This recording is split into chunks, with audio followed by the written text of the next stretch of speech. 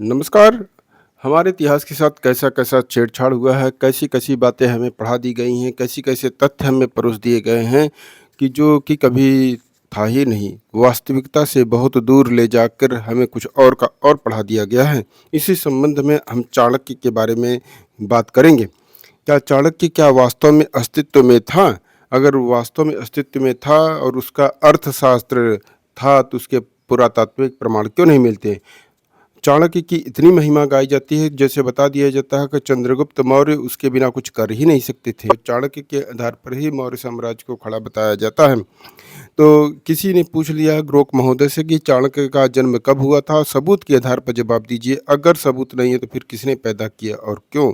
तो ग्रोक महोदय उत्तर देते हैं कि चाणक्य का जन्म लगभग 350 ईसा पूर्व माना जाता है, पर ठोस सबूत नहीं। देखिए भई, कोई ठोस सबूत नहीं है। अगर होते तो ठोस सबूत होता कि नहीं होता?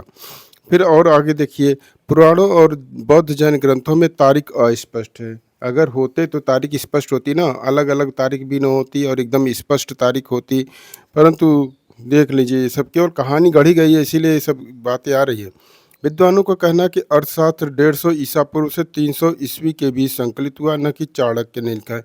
एकदम स्पष्ट बात यहाँ पे लिख रहा है कि अर्थशास्त्र केवल एक सदी में नहीं लिखी, बल्कि सदियों में लिखी गई है। केवल चाणक्य द्वारा नहीं लिखी गई, बल्कि विद्वानों द्वारा लिखी गई है और चाणक्य पर उसको छेप दिया गया है।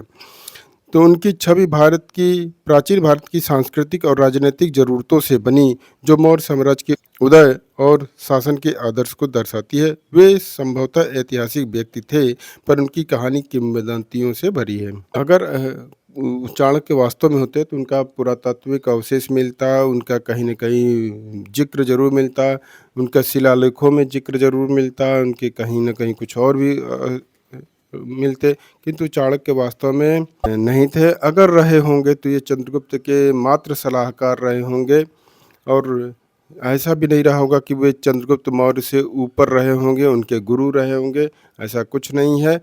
अगर गुरु होते और संस्थापन में उनकी भूमिका होती, तो निश्चित रूप से और बड़े-बड़े बृहद-बृहद प्रमाण मिलते, पुरातात्विक प्रमाण मिलते, हर जगह स्पष्ट लेख मिलता, किंतु ऐसा कुछ भी नहीं है।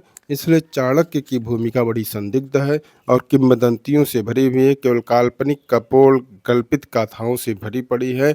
चाणक्य जैसे महान व्यक्तित्व पर संदेह करना लाज़मी है, और हम पूरी तरह से अगर ऐतिहासिक तथ्यों के आधार पर देखें, तो चाणक्य एक काल्पनिक व्यक्ति साबित होता है।